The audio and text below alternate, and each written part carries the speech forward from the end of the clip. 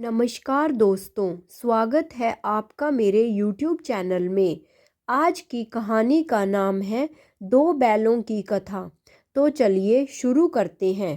महत्व बल्लभगढ़ राज्य में रहने वाला एक भोला भाला किसान था। उसके पास जो भी थोड़ी बहुत खेती की जमीन थी, वह उसमें अपने एक जोड़ी बैलों से हल चलाता।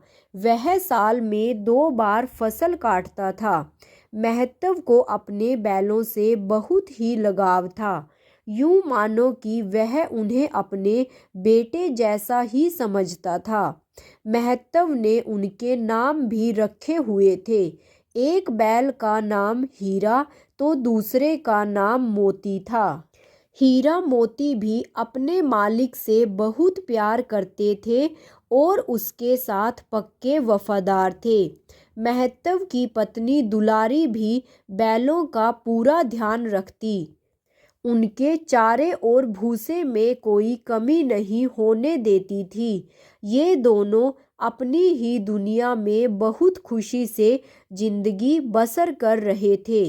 गेहूं की खेती का समय हो गया।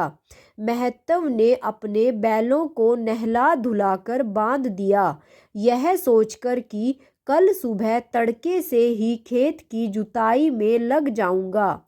अगली सुबह जल्दी उठकर महत्व ने स्नान किया और दुलारी ने भी खाने की पोटली बांध दी कि महत्व खेत में जाकर ही खाना खा लेगा। जल्दी जल्दी महत्व अपने प्यारे बैलों को हल में जोड़ने के लिए आंगन में पहुंचा। पर यह क्या, हीरा मोती में से सिर्फ हीरा ही अपनी जगह पर था। मोती नजर नहीं आ रहा था। महत्व को लगा शायद खूंटे से खुलकर मोती आसपास किसी खेत में घुस गया होगा।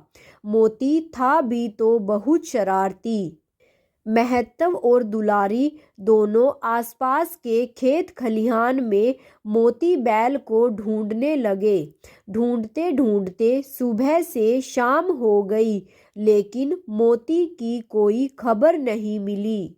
दोनों पति पत्नी थक हार कर वापिस घर लौट आए।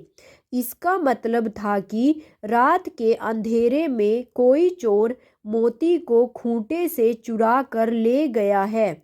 अगले कुछ दिनों तक महत्व ने मोती को खोजने के लिए जमीन आसमान एक कर दिया।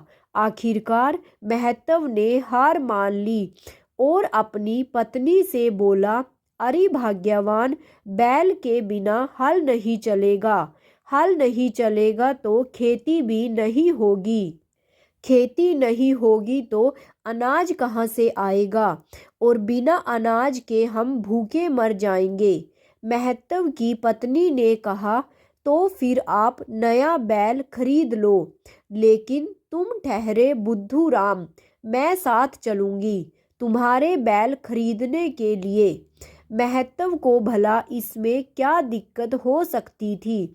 दोनों पति पत्नी बैल खरीदने के लिए गांव के बाहर लगने वाले पशु मेले में पहुंच गए। एक के बाद एक कई बैल उन्होंने देखे, लेकिन उन्हें कोई बैल पसंद ही नहीं आ रहा था। घूमते घूमते दुलारी की नज़र एक बैल पर पड़ी। पहली नज़र में ही दुलारी ने अपने मोती को पहचान लिया। वह चोर जिसने बैल चुराया था, वह बैल को पशु मेले में बेचने के लिए पहुंच गया था। दुलारी ने महत्व को यह बात बताई। यह देखते ही महत्व ने कहा, यह तो मेरा मोती है, मेरा प्यारा बैल। तुमने ही इसे मेरे आंगन से चुराया है। लेकिन चोर ने इस बात से साफ मना कर दिया और वह बोला कि यह बैल उसी का है। इस बात पर वह चोर अड़ा रहा। दोनों के बीच अच्छी खासी बहस भी हुई। तब बैल बेचने वाले चोर ने कहा, तुम्हारा बैल मेरे बैल का हमशक्ल होगा शायद। तभी महतव की पत्नी दुलारी ने अपनी चुनरी से बैल की दोनों आंखें ढक ली और जोर से बोली, अगर यह बैल तुम्हारा है तो बताओ कि यह किस आंख से काना है। चोर को एक बार तो धक्का सा लगा कि उसने इस बात पर तो ध्यान ही नहीं दिया कि बैल किस आंख से काना है, परंतु फिर बड़ी चतुराई दिखाकर झट से बोला, इसकी बाईं आंख खराब है। दुलारी ने कहा, अच्छी तरह सोच समझकर बोलना, वरना पछताना पड़ेगा। चोर ने मन ही मन सोचा कि बैल तो चुरा लिया, लेकिन उसकी शक्ल सूरत कौन याद रखता है। फिर उसने बौखलाहट में बोला, नहीं नहीं, इसकी दाईं आंख खराब है। आसपास के सभी लोग यह तमाशा देख रहे थे। दुलारी ने दुपट्टा बैल की आंखों से हटाया तो उसकी दोनों आंखें ठीक ठाक थी। चोर रंगे हाथों पकड़ा गया।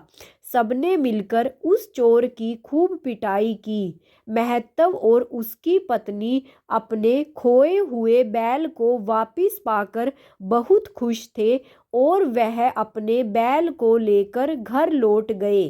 अब उनके हीरा और मोती की जोड़ी फिर से एक हो गई थी। मेरे प्यारे दोस्तों, आपको यह कहानी कैसी लगी कमेंट बॉक्स में ज़रूर बताइएगा और मेरे चैनल को सब्सक्राइब और वीडियो को लाइक और शेयर करना मत भूलिएगा। साथ में ही नोटिफिकेशन बेल को भी ऑन कर लीजिएगा ताकि आगे आने वाली सभी वीडियोस की जानकारी आप तक समय रहते पहुंच सके। धन्यवाद।